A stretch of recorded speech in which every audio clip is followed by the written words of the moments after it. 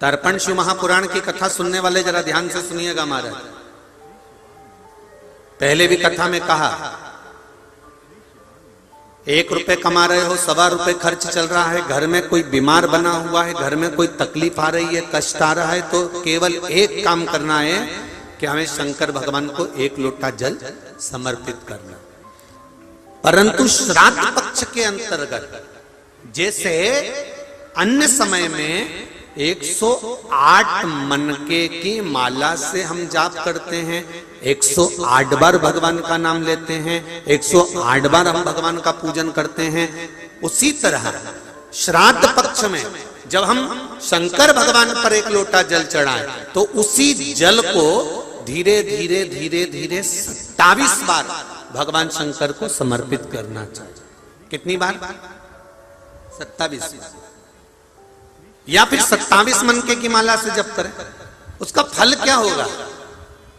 भगवान शिव अपने रूप रखकर इन पितरों को वो भाग देना चालू कर देते हैं। भूल से भी 16 श्राद्ध के 16 दिन में से एक दिन भी अगर हमने एक ही पानी का कलश, एक ही लोटा, ऐसा नहीं कि तुम्हें 27 बार पानी भर के चढ़ाना, लोटा एक ही है, कलश एक ही है, और उसको धीरे धीरे धीरे धीरे कर कर 27 बार छोड़ दिया जाता है, तो शिव महापुराण की कथा कहती है कि अगर रोज हमारे पितरों को, रोज हमारे पूर्वजों को अगर हमने तर्पण भी नहीं किया है, जल भी नहीं दिया है, और शंकर भगवान को 27 बार जल का भाग हम समर्पित करते हैं अपने पूर्वजों के लिए, तो हम नहीं भी दे पाए तो एक बार में पूरे 16 दिन का जल हम अपने पूर्वजों को प्रदान कर देते हैं। एक बार भगवान शंकर माता पार्वती को लेकर घूमने के लिए निकले थे, और भ्रमण पर निकले भगवान शंकर पार्वती को लेकर, और भगवान शंकर को बहुत तेज भूख लगने लगी, बहुत तेज।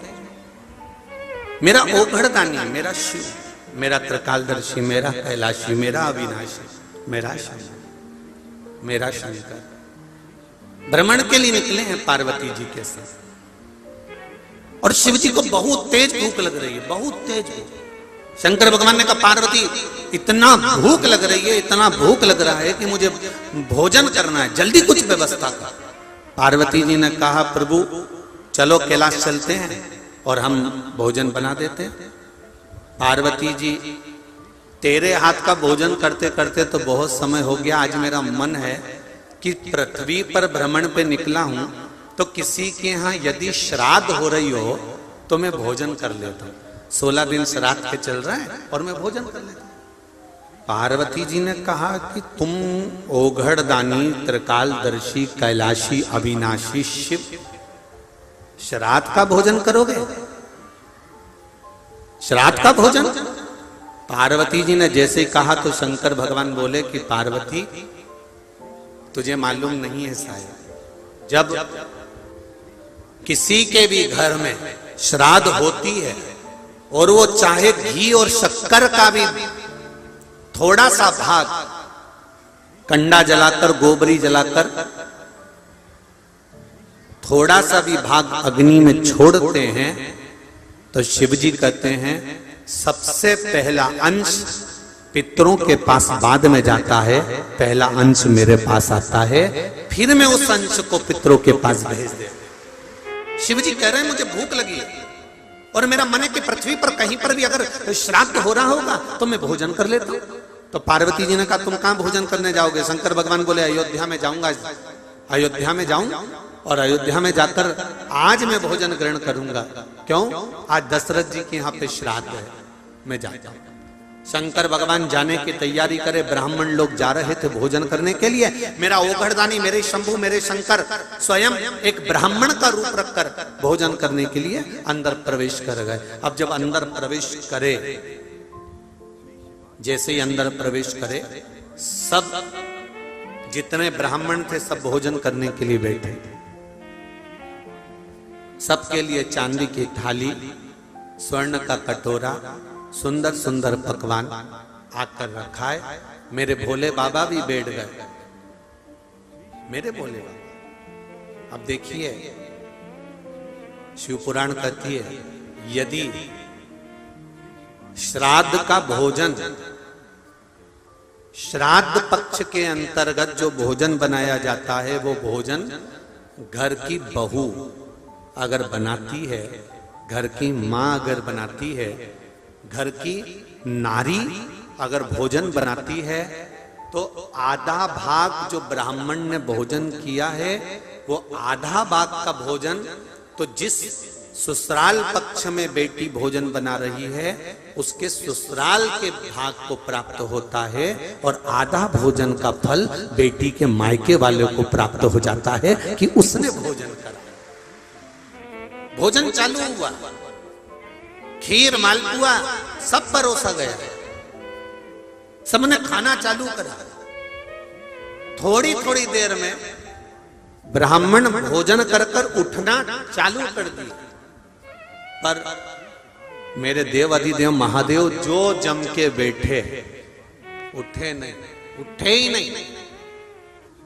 शिव पुराण कर रही है, देवाधिदेव महादेव बैठे हैं, भोजन चालू है, भंडारा चालू है, श्राद्ध चालू है, और भोजन करने के लिए जब देवाधिदेव महादेव बैठ गए और भोजन चालू हो गया, और भोजन चालू होने के बाद माता केकई, सुमित्रा, कौशल्या सब भोजन में, सीता, उर्मिला, मांडवी, शुद्धकीर्ति सब भोजन में लगी हुई हैं, और सब भोजन बना बना के दे रही हैं, माताएं परोस रही हैं, बड़े प्रेम से भोजन चल रहा है। भोजन चलते चलते चलते चलते चलते चलते सब उठ गए, पर महादेव नहीं उठे, नहीं उठे। इतनी देर में उर्मिला जी दौड़ कर आकर बोली सीता जी के पास, जीजी, ओ जीजी। जीजी बोली क्या बात है? सीता जी ने कहा उर्मिला क्या हो गया? उर्मिला जी बोली सब पंडित उठ गए पर एक पंडित बैठा है वो नहीं उठ रहा है। सीता जी बोली तू एक बार एक काम कर, पानी भर के ले जा और पूछो महाराज पानी पियोगे? तो फिर इतने में उर्मिला जी पानी लेके, प्रभु पंडित जी पानी? पंडित जी बोले हमारे यहाँ पानी एंड में पीते हैं। तो उर्मिला जी ने पूछा पंडित जी एंड कब होगा? तो पंडित जी बोले अभी तो शुरुआत है, महत्तम चालू हुआ, टेलर चालू हुआ। ठीक है, अब उर्मिला जी दौड़कर फिर सीता जी के पास गए, जीजी जीजी। जीजी बोली क्या बात है? कि वो तो अभी तुम एंड में पानी लेंगे। तो सीता जी बोली ले जा, और ले जा, पूड़ी ले जा, कचौड़ी ले जा, भजिया ले जा, मालपुआ ले जा, खीर ले जा, सब ले जा, ले जा के रख दिया। भगोने खाली होते गए, बर्तन खाली होते गए। सीता जी ने फिर शुद्धकीर्ति को बुलाया, शुद्धकीर्ति इधर आओ। शुद्धकीर्ति ने बोला हाँ जीजी जाओ जरा पंडित जी से पूछ कर आओ भोजन कैसा बना। पंडित जी के पास शुद्धकीर्ति जी गई, प्रभु भोजन कैसा बना? पंडित जी बोले भोजन तो क्या जोरदार बना है, पूछो ही मत।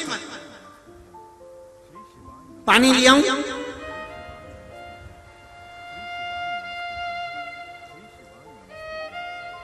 शंकर जी बोले एंड में ले।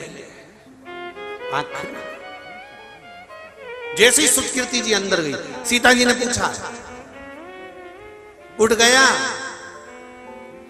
शुद्धकीर्ति जी बोली वो तो अपन सबको उठा के उठेगा, कोई ऐसे उठने वाला अभी तो बैठा है। केकई मैया आ गई। केकई जी ने पूछा सीता तुम्हारे सिर पर पसीने की बूंद जमी हुई है, श्राद्ध चल रहा है ससुर का और तुम्हारे सिर पर पसीने की बूंद, कोई दिक्कत है क्या? नहीं मां, एक ब्राह्मण भोजन करने बैठा है। केकई बोली वो तो सब ब्राह्मणों के साथ बैठा था। हाँ मां, 5 बार की पंगत उठ गई पर अभी तक वो नहीं उठा। मां तो अब तो सवेरे का भोजन चल रहा है 10 बजे का, दोपहर की 2-3 बज गई, अब तो उठने वाला होगा, जाओ थोड़ा और दिया। तो सीता जी बोली दे तो आती मां, पर भंडारे में भोजन की कमती हो गई। भोजन की कमती, एक काम करो डबल से बनाओ। सीता जी बोली 6 बार बना चुके हैं, अब अंदर का पूरा माल निकाल के रख दिया। केकई तुरंत आवाज लगाकर बोली द्वारपालों से कहो बाजार में से सामान लेकर आए और सीता फिर भोजन बनाओ। सास ने आवाज लगाई कि बाजार से भोजन लेकर आओ और जिमाओ। इतने में सारे द्वारपाल भागे और बाजार से भोजन ले लेकर आने लगे। जब आटे की बोरियां बाजार से आने लगी और शंकर जी के सामने अंदर जाने लगी, इतने में शंकर भगवान ने रोक कर पूछा, रुको रुको, क्या ले जा रहे हो अंदर? तो क्या अब ये आटा ले जा रहे हैं, उसनेगा फिर पूड़ी बन के तुम्हारे पास आएगी। इतने में पंडित जी बोले, शंकर भगवान जो पंडित के वेश में थे, वो बोले अंदर ले जाने की जरूरत नहीं है, तुम तो यही दर्द है, इतना अंदर जाएगा फिर वापिस आएगा, फिर मैं खाऊंगा, उससे अच्छा यहीं पे रख दो तुम, तो मैं आराम से खा लूंगा। आटे की बोरी रख दी, बेसन की बोरी रख दी, मैदे की बोरी, रवे की बोरी, घी तेल शक्कर सब ला के रख दिया और भोलेनाथ जी खाना चालू कर दिया। खाते गए खाते गए खाते गए खाते गए, उठे नहीं। इतने में सीता जी की आंख में जल भर गई। कौशल्या जी ने पूछा, जानकी तुम रो रही हो? आज ससुर जी के यहाँ का श्राद्ध है और घर की बहू रोए, ये अच्छी बात नहीं है, तुम क्यों रो रही हो, क्या हुआ तुमको? इतने में सीता जी बोली, मां एक पंडित भोजन करने बैठा है तो उठ नहीं रहा, पानी का पूछो। सीता जी बोली, अब की बार मैं ही जाती। सीता जी हाथ में जल लेकर पहुंची। ब्राह्मण देवता, अगर आपका आधा हो गया हो तो पानी थोड़ा सा पी लीजिए। इतने में ब्राह्मण देवता बोले, आधा तो होने दो, जब आधा होगा मैं पी लूंगा। सीता जी ने मन में सोचा, भी तो आधा ही नहीं हुआ और अपन तो एंड की तैयारी में बैठे। सीता जी रोती रोती आंख में जल भरकर भगवान राम जी के पास पहुंची। राम जी महाराज तो बड़े मस्ती में बैठे हुए थे। तुरंत सीता जी को कहा, जानकी भोजन ब्राह्मण जी के चले गए? सीता जी बोली, सब चले गए, एक ही बैठा है, उठ नहीं रहा, तो उसको अच्छे से जिमाओ। सीता जी बोली, सारा सामान जिमा दिया, भंडार का सामान जिमा दिया, सूखा जितना रखा था वो जिमा दिया, दुकानों पे से लाकर अंदर तो आया ही नहीं, बाहर निपटा गया। तो राम जी बोले फिर? सीता जी बोली, अब आप बताओ क्या करें? राम जी बोले, पहले मुझे देखने दो कि भोजन करने बैठा कौन है। मेरे राम जी जो जाकर झरोके में से झांके, झांकते से पहचान गए कि आज मेरे महादेव अकेले नहीं 33 कोटि देवी देवताओं को अपने अंदर बिठाकर भोजन कर, आज मेरे महादेव 33 कोटि देवताओं को अंदर बिठाकर भोजन कर रहे हैं। तब सीता जी को आवाज लगाकर कहा, अब तू मत जा, जो ज्यादा एक्शन मारे ना तो कुछ मत करो, जो पार्टी में ज्यादा इतराए उसकी पत्नी को लाके खड़ा कर दो, फिर देखो बापड़े को। तुरंत चुप, साइलेंट, फिर हंसेगा भी नहीं, और हंसेगा भी तो उतना ही उसको देखकर, इससे ज्यादा हंसेगा भी नहीं। अंग्रेजी में पति को हस्बैंड कहते हैं। हस बैंड,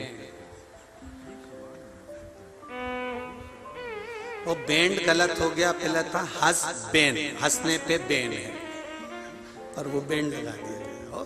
अब शिव जी को देखकर राम जी ने कहा, तू टेंशन मत ले सीता, रुक जा, अब तो रुक जरा, मैं अभी आमंत्रित करता हूं। और भगवान राम ने मां जगत जननी जगदम्बा माता पार्वती का आह्वान किया, हे मां पधारो, स्वामी भोजन कर रहे हैं और माता के बिना भोजन हो जाए ये श्रेष्ठता नहीं है।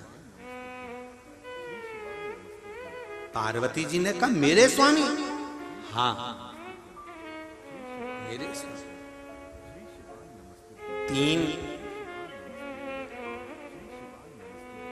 ऐसे हैं जिनका नाम बार बार नहीं लिया जाता। पहला, एक सौभाग्यवती नारी अर्धांगिनी पत्नी अपने पति का नाम बार बार अगर लेती है तो तिल भर उसकी उम्र घटती है और उसके शरीर में रोग प्रारंभ होता है। गर्ग संहिता में वर्णन है। दूसरा, घर की मां ज्येष्ठ पुत्र का नाम बार बार लेती है तो वो ज्येष्ठ पुत्र को जीवन में दुख बहुत झेलना पड़ता है। ज्येष्ठ पुत्र घर का बड़ा पुत्र, हाँ अगर घर में बड़ी बेटी है और उसके बाद पुत्र है तो वो ज्येष्ठ नहीं कहलाएगा। बड़ी बेटी है तो बेटी का नाम मां बार बार ले सकती है, पर ज्येष्ठ पुत्र, जितने भी आस्था चैनल पर कथा सुन रहे हो, जितने फेसबुक यूट्यूब पर कथा सुन रहे हो, आप अपने घर के बड़े व्यक्ति को देखना, उसके घर की माँ अगर बड़े बेटे का नाम बार बार लेकर पुकारेगी, कृष्ण राम कुछ भी जो उसका नाम है, हरि किशन जय नारायण जो नाम है उसका, उसको माँ बार बार लेकर पुकारेगी। ज्येष्ठ पुत्र का नाम जब माँ बार बार लेकर पुकारती है तो ज्येष्ठ पुत्र को 3 तकलीफों से गुजरना ही पड़ता है। एक तन दुखी, दूसरा मन दुखी, तीसरा धन दुखी। या तो वो तन से कष्ट में होगा, या मन से कष्ट में होगा, या धन से कष्ट में होगा। उसका जीवन थोड़ा ना थोड़ा संघर्ष में निकलेगा। क्यों? क्योंकि माता का फर्ज है कि ज्येष्ठ पुत्र का नाम बार बार मुख से ना लिया जाए। अगर ज्येष्ठ पुत्र को, बड़े पुत्र को माँ को बुलाना है तो उसके नाम से ना बुलाते हुए कोई उपनाम, कोई साधारण सा नाम माँ को अपने बेटे का रख देना चाहिए। इसलिए हमारे यहाँ पर जो बड़ा बेटा होता था ना तो उसको माए बड़े प्रेम से हर कुछ बोल देती थी। ये तो कल्लू है, ये तो लल्लू है, ये तो पप्पू है, ये तो ऐसा है, ये तो वैसा, कुछ भी उसका नाम माँ कुछ भी अपने मन से रख देती थी। क्यों रे कनुआ, क्यों रे काना, माँ उसका नाम रख देती थी। क्यों रे रघु, क्यों रे रघुवीर, माँ उसका नाम कुछ भी रख देती।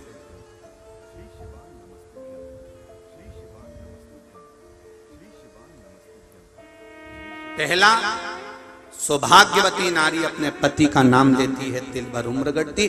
दूसरा, माँ अपने ज्येष्ठ पुत्र का नाम बार बार ना ले, उसका नाम परिवर्तित कर दे।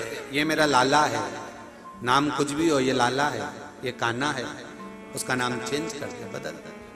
बोलते समय बार बार अगर ज्येष्ठ पुत्र का आप भी देखना, ये शास्त्रों के जो सुख हैं आप अपने घर में देख सकते हैं। आप अपने घर में अनुभव करना, जो घर का बड़ा बेटा है और माँ उसका नाम, जो उसका नाम है उसी को माँ बार बार लेकर पुकारती है, तो जो बड़का घर का बड़ा बेटा होता है, ज्येष्ठ पुत्र होता है, उसको थोड़ा ना थोड़ा कष्ट सहन करना ही पड़ता है।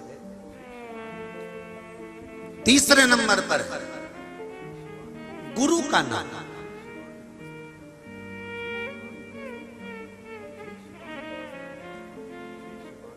शिष्य गुरु के नाम का स्मरण अर्थात गुरु मंत्र का स्मरण करे।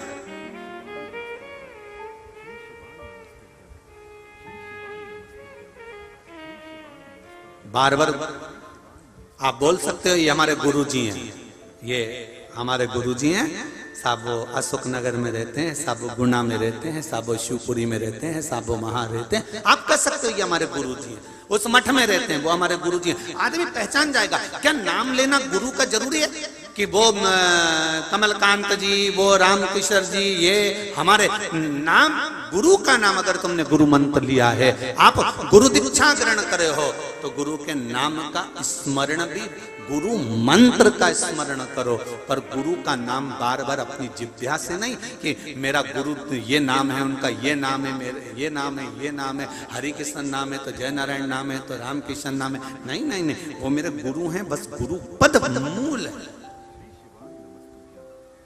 गुरु पद की मूल। पार्वती जी ने पूछा कौन? मेरे स्वामी।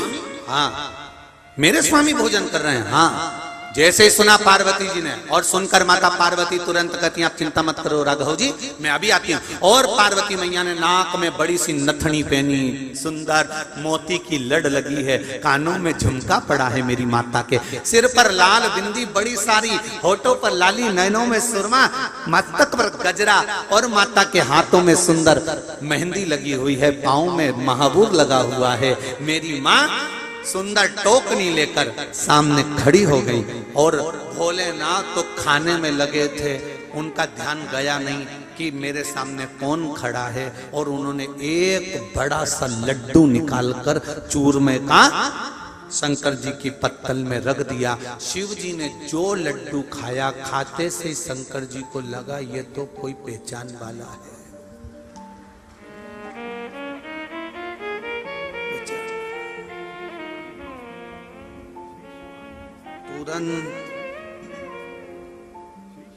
देखा तक नहीं कि कौन ने परोसा, उतनी देर में पहचान लिया।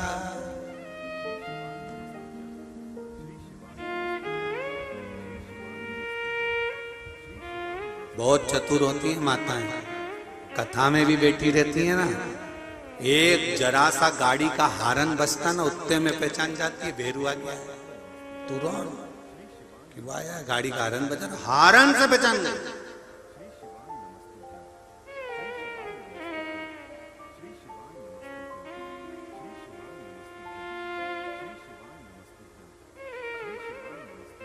सबसे ज्यादा दिक्कत पहले की रामलीलाओं में बहुत आती थी। रामलीलाओं में पति भी जाता था, पत्नी भी जाती थी, और रामलीला होती थी रात की। अब पत्नी को टेंशन रहता था, दिख नहीं दिया, अब इसको अपना पति नहीं दिखे तो एक पर्ची लिख के भेज दे मंच पे, कालू सिंह तुम्हारी माताजी की तबीयत ज्यादा खराब है, तुमको घर पे बुला रहा है।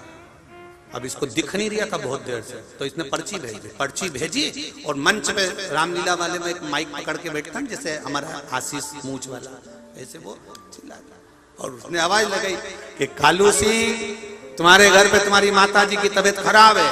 इतनी देर में कालू सिंह उठा और इसने देख लिया है, तो इसने दूसरी पर्ची भेज दी, माची हो गई, दूसरी पर्ची बैठे, वो दिख नहीं रहा, बस उतनी देर में तो दिख गया। अब पार्वती मैया ने एक चूरमे का लड्डू बड़ा सारा शिव जी के सामने रखा, शंकर जी ने लड्डू खाया और खाते से ही पहचान गए कि बाबा ये तो पहचान वाला लगता है, तो भोलेनाथ तुरंत लड्डू मुंह में भरा और भरते से जो सामने देखा, क्योंकि शिव जी खाते गए, किसी को नहीं देखा कि सीता आई की, उर्मिला आई की, मांडवी आई की, सुकीर्ति आई की, केकई आई, कौशल्या आई, किसी को नहीं देखा, पर जो मुंह में लड्डू लेकर जो पार्वती जी को देखा, देखते से ही पार्वती जी बोली कितने दूं? शंकर जी बोले हो गया, एक में हो गया। निकले शिव धाम चले गया। शिव महापुराण की कथा कहती है हमारे यहाँ पर श्राद्ध पक्ष में कौए को भोजन दिया जाता है। बोलो देते कि नहीं देते? जम के बोलो जरा। देते हैं। गौ माता को भोजन दिया जाता है, स्वान को भोजन दिया जाता है, किसी भिक्षुक ब्राह्मण, कोई भूखा, कोई साधारण कोई व्यक्ति को भोजन दिया जाता है। क्यों?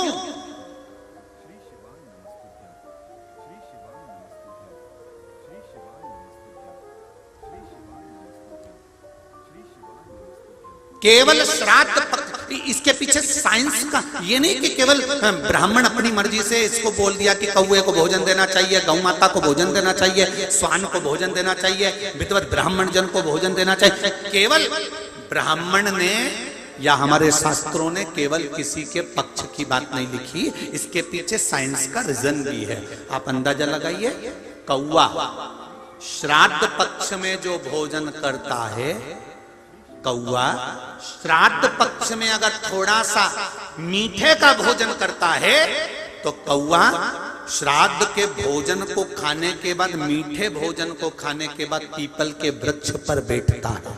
पीपल के वृक्ष के फल को कौआ खाता है।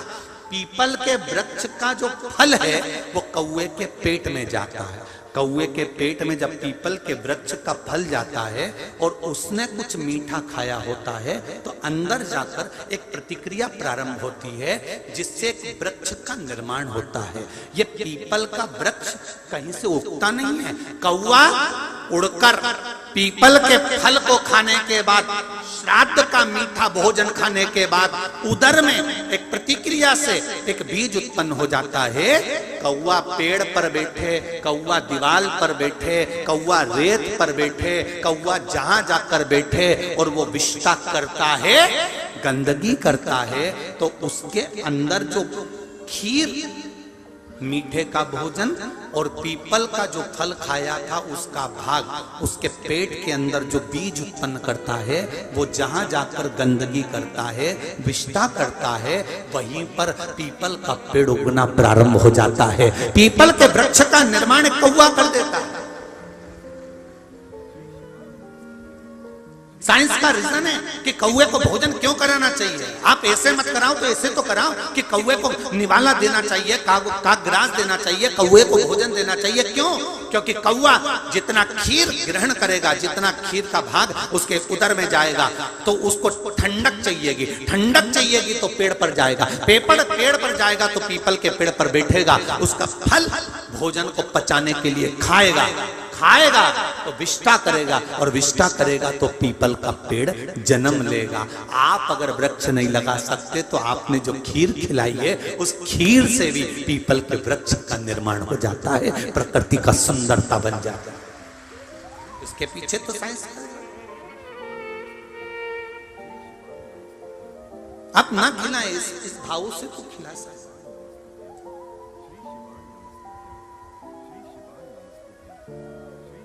महाराज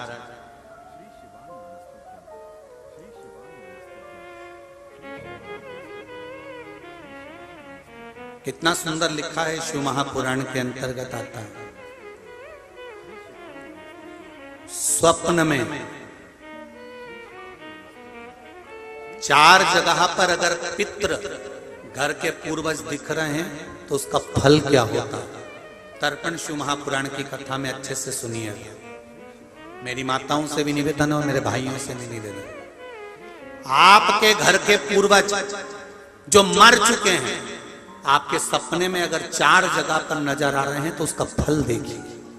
पहला, अगर आप सोए हो और आपके पितृ आपके पूर्वज जो मर चुके हैं वो आपके सिर के पास खड़े हुए दिख रहे हैं तो डरना मत, बल्कि भगवान को धन्यवाद देना कि आज मेरे पितृ मेरे सिर के पास मेरे पूर्वज खड़े हुए हैं।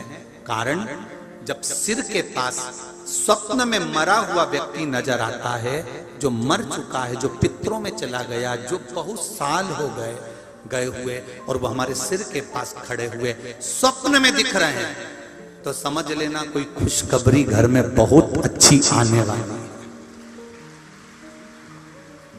दूसरा, वही पितृ वही पूर्वज जो मरे हुए हैं, जो चले गए हैं, वो हमारे पांव के पास अगर नजर आ रहे हैं तो समझो कि घर में कोई तकलीफ आने वाली, उसका स्मरण। तीसरा, यदि थोड़ी सी देर के लिए हमारे पितृ या हमारे पूर्वज जो मरे गए हैं वो हमें थोड़ी सी देर के लिए दिखे और अचानक ओझल हो गए, समझ लेना कि कोई क्षण भर की समस्या हमारे सामने आएगी, उससे हमें घबराना नहीं है। और चौथा, किसी पेड़ पर या घर के अंदर, घर के बाहर नहीं, घर के अंदर या किसी वृक्ष पर हमारे पूर्वजों को हमने स्वप्न में देखा है तो समझ लेना कि हमारी उन्नति की सीढ़ी बढ़ने वाली है, कोई अच्छा काम हमारी ओर होने। अब कई लोग कहते हैं हमारे को पितृ दिख रहे हैं, हमारे मरे हुए दादाजी दादी जी वो मर गए तो हमको दिख रहे हैं। गुरुजी कैसा होता है? शिव महापुराण की कथा कहती है, गर्ग संहिता कहती है, स्कंद पुराण कहती है। आप ध्यान तो दो कि पूर्वज पितृ कभी बुरे नहीं होते, कभी बुरे नहीं।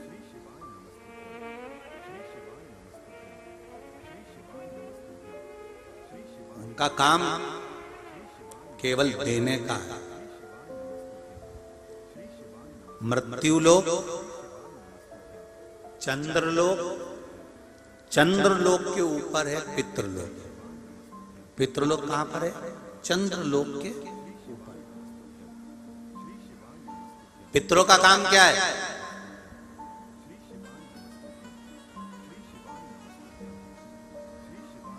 पितरों का कर्म है क्या? जब कोई मर जाता है, इसको दूसरे शरीर में भेजा जाता है, जीवात्मा को, उस जगह पर पितृ क्या करते हैं? पितरों का काम क्या है? पितरों का कर्म क्या है? भगवान विष्णु का काम है, ब्रह्मा जी को आदेश दिया, ब्रह्मा जी ने सृष्टि का निर्माण करा, शिव जी ने समय समय पर इसका वर्णन कर संहार किया।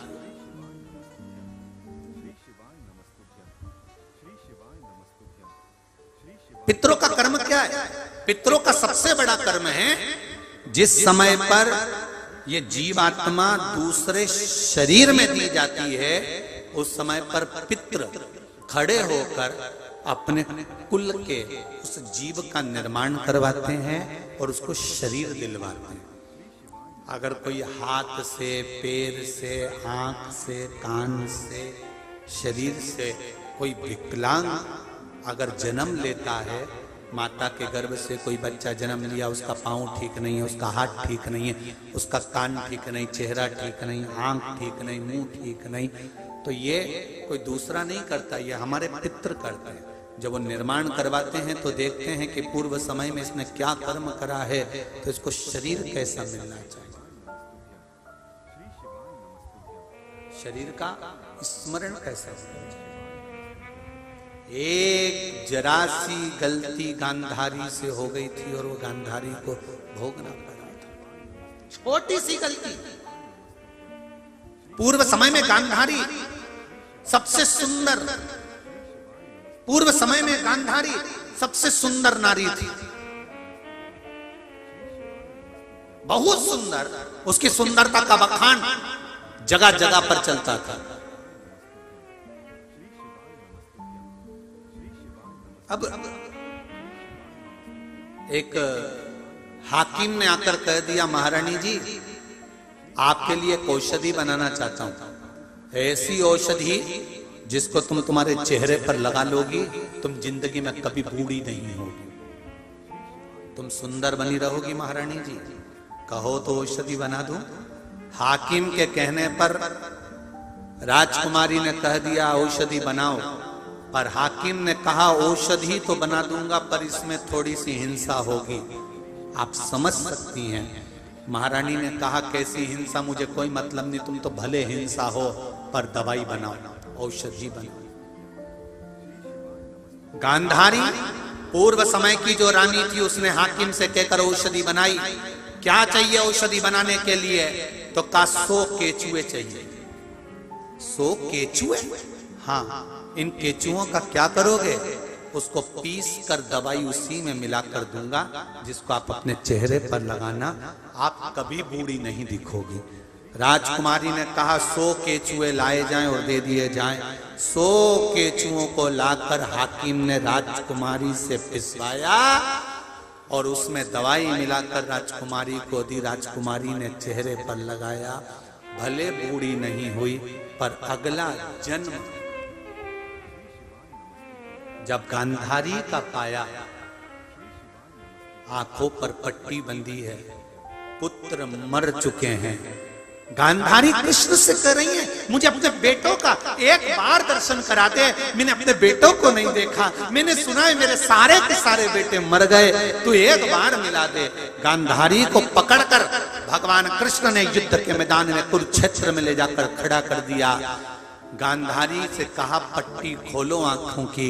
गांधारी ने आंखों की पट्टी खोली तो सामने एक बोर का बेर का पेड़ दिखा, एक बेर का पौधा, एक बोर का जो बेर हम खाते हैं उसका पौधा नजर आ गया। और पौधा दिखते से ही तुरंत गांधारी ने बेर तोड़ना चाहे, पर बेर तो ऊंचे लगे थे। गांधारी ने एक शव को उठाया, दूसरे शव को उठाया, तीसरे शव को उठाया, शवों का ढेर लगाया। गांधारी उस पर चढ़ गई और बेर तोड़कर खाने लगी। खाने के बाद गांधारी को याद आया कि मुझे तो अपने बेटों से मिलना है जो मर गए। कृष्ण से कहा कान्हा मेरे बेटे कहाँ हैं? कृष्ण कहते हैं गांधारी काकी, जो आपके पांव के नीचे मसले जा रहे हैं ये आपके बेटे ही हैं। गांधारी कहती है मेरे बेटों की ये दशा कैसे हो गई? मैंने कोई पाप नहीं करा, मैंने कभी कोई गलत कर्म नहीं करा, फिर ये दशा हुई कैसे है? भगवान कृष्ण ने कहा, गांधारी काकी, पूर्व समय में तुमने 100 केचुओं को मलवाया था, वो 100 केचुए आज आपके सामने मले हुए पड़े हैं। जैसा दूसरे के साथ करोगे वैसा भोगने के लिए तैयार है। इसलिए हमेशा याद रखो, मत बुरे कर्म कर बंदे, मत बुरे कर्म कर बंदे, वरना पछताएगा। भगवान की आंखों से तू बच नहीं पाएगा, तू बच नहीं पाएगा। अरे ओ अज्ञानी, मत करना दानी, तेरे कर्म का फल भी तू ही पाएगा। जैसा किया तूने तेरे आगे आएगा। मत बुरे कर्म कर बंदे, वरना पछताएगा। भगवान की आंखों से तू बच नहीं पाएगा, तू बच नहीं पाएगा। इसीलिए हम कहते हैं, अपने घर के दरवाजे पर लिख दो, तेरा क्या होगा रे कालिया। एक समय तो जवाब देना ही पड़ेगा। अंत बिंदु। ऊपर जाकर भी रोगे ना तो कहोगे मैंने बच्चों के लिए करा था, मैंने पत्नी के लिए करा था, परिवार के लिए करा था। भगवान भी कहेगा झूठ तूने बोला, कपट तूने करा, बेईमानी तूने करी, छल तूने करा, इसलिए भोगना भी तुझे ही पड़ेगा, कोई दूसरा नहीं भोगेगा। इसलिए मेरी माताओं से निवेदन है, हफ्ते में एक बार अपने पति से कह दिया करो कि मंदिर जाया करो। हफ्ते में एक बार अपने पति से कहा करो कि शिव महापुराण में जाया करो। हफ्ते में एक बार अपने पति से कहो कि भगवान की शरणागति जाओ। क्यों? कमाया पत्नी के लिए, कमाया बच्चों के लिए, दुकान पर बैठकर झूठ बोला बच्चों के लिए, अच्छी एजुकेशन देना, अच्छा पढ़ाना है, पत्नी के लिए सामान लाना है, गाड़ी करना, ये करना, वो करना, कमाया पत्नी और बच्चों के लिए, परिवार और कुटुंब के लिए। पर पत्नी भोगेगी क्या? अरे जम के बोलो, नहीं। तुम तो बढ़िया खजूर वाली चोटी बना के रहे, तुम्हें कोई टेंशन नहीं। बच्चे भोगेंगे क्या? नहीं, क्योंकि बच्चे कभी अपने पापा से नहीं कहते पिताजी तुम मेरी पढ़ाई के लिए चोरी कर कर लाना। ये कोई बेटा कभी अपने बाप से नहीं कहता। तुम मेरे लिए अच्छा खूब धन इकट्ठा करो, चोरी करो, बेईमानी करो, ये बेटी भी कभी नहीं बोलती अपने पापा से। ना पत्नी बोलती है कि तुम मेरे लिए चोरी कर कर लाओ। ये हम अपने हिसाब से कर रहे हैं, तो भोगना भी तो अपने हिसाब से ही पड़ेगा, तो दूसरा थोड़ी ना भोगने वाला है। कबीरदास जी ने लिख दिया, गुरु की करनी गुरु भरेगा और चेले की करनी चेला, उड़ जाएगा हंस अकेला। कर्म हमें भोगना। एक होती है पत्नी, दूसरी होती है धर्म पत्नी। पत्नी वो होती है जो पति को सिनेमा घर ले जाती है, पत्नी वो होती है जो पति को शॉपिंग मॉल ले जाती है, पत्नी वो होती है जो पति को मायके ले जाती है, पत्नी वो होती है जो पति को घुमाने फिराने ले जाती है, और धर्म पत्नी वो होती है जो पति को शिव महापुराण की कथा तक लेकर आ जाती है, वो धर्म पत्नी।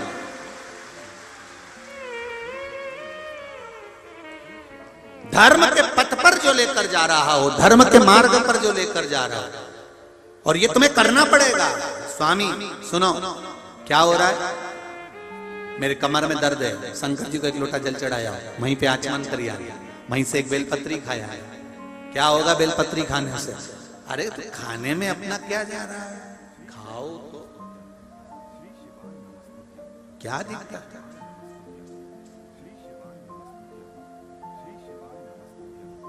बेलपत्री खाने में सोचते हैं इससे होगा क्या, चाउमीन खाने में कभी नहीं पूछा इससे होगा क्या?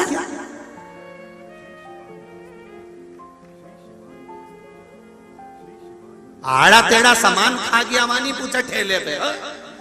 पानी पतासा खा लिया और वो पानी पतासे को हो रही खुजली, और यूं खुजाए, रुक जा। और प्लेट पकड़ा दी हाथ में, हाथ भी नहीं धोए, और फुल्की को फोड़ा।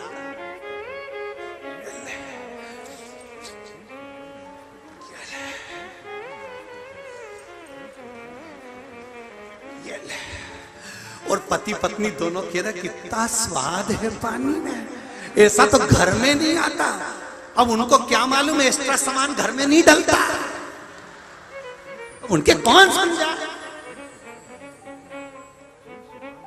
ये सारा एक्स्ट्रा सामान बाहर डलता, घर में तो अच्छा बनता है, इसीलिए तुमको स्वाद नहीं आता, तुम्हारी आदत पड़ गई एक्स्ट्रा सामान। और कह रहे बहुत अच्छा पानी पतासा, बहुत जोरदार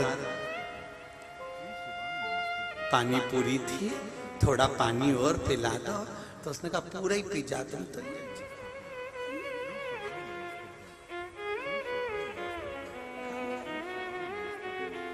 अरे क्या होगा बेलपत्री खाने से, क्या होगा शिव जी को जल चढ़ाने से, क्या होगा शिव महापुराण की कथा सुनने से? ये विश्वास कहता है। जितने लोग यहां बैठकर सुन रहे हो और जितने आस्था चैनल और फेसबुक पर सुन रहे हो, दिल से सुनना। 3 महीने बाद मिलकर बताएंगे कि होता क्या है। शिव महापुराण की कथा मात्र श्रवण करने से मिलेगा क्या? आप दिल से सुनो, उसको कहकर सुनो। भोलेनाथ दया करना,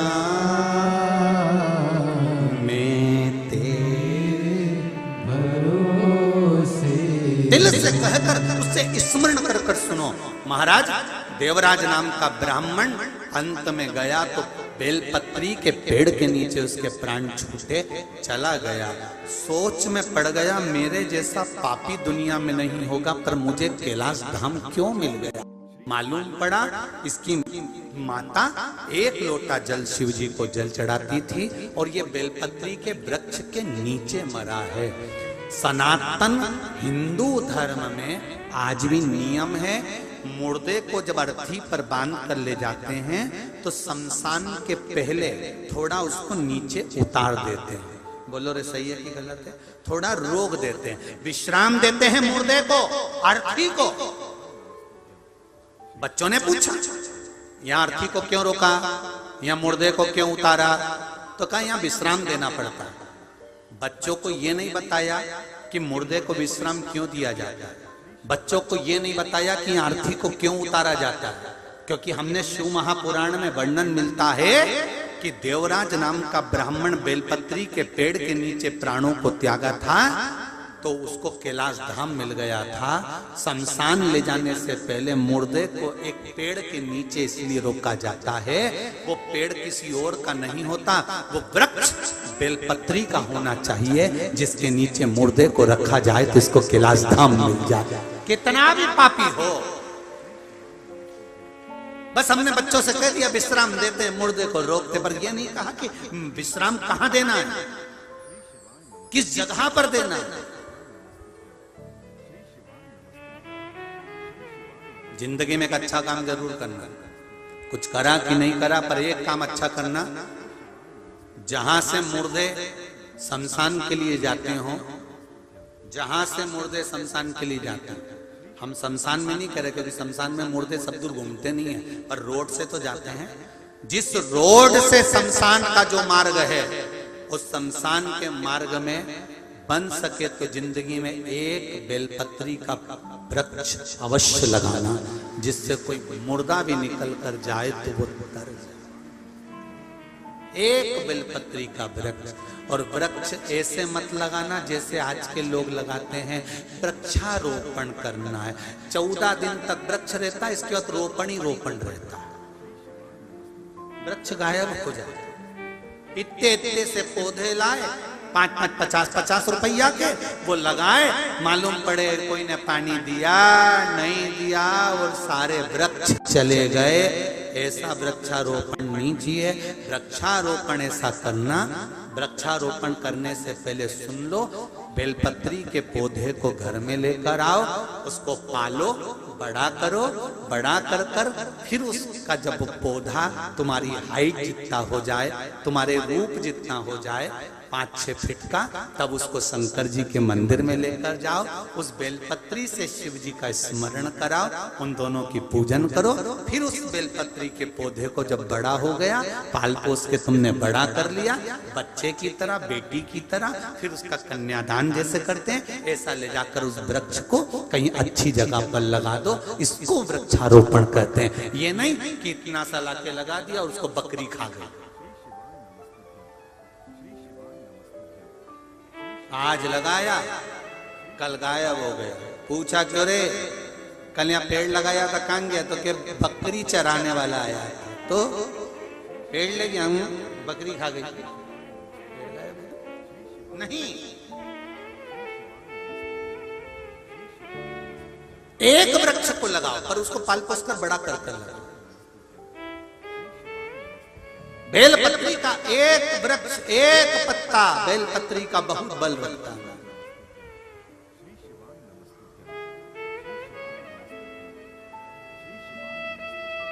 बहुत ध्यान दीजिएगा, जिसको लग रहा है कि मेरे घर में किसी ने बंधन है या मुझे ऐसा लग रहा है कि मेरा विकास नहीं हो रहा, मेरी उन्नति की ओर नहीं बढ़ पा रहा, सारे उपाय कर लिए और मैं उन्नति की ओर नहीं बढ़ रहा, तो श्राद्ध पक्ष चल रहा है, 16 दिन श्राद्ध के चल रहे हैं। जितने दिन निकल गए निकल जाने दो, जितने दिन बचे हैं एक छोटी सी कटोरी में गंगा जल, थोड़ा सा जल बेलपत्री के वृक्ष के नीचे और थोड़ा सा वही जल बचाकर शंकर भगवान पर चढ़ाना प्रारंभ कर दो।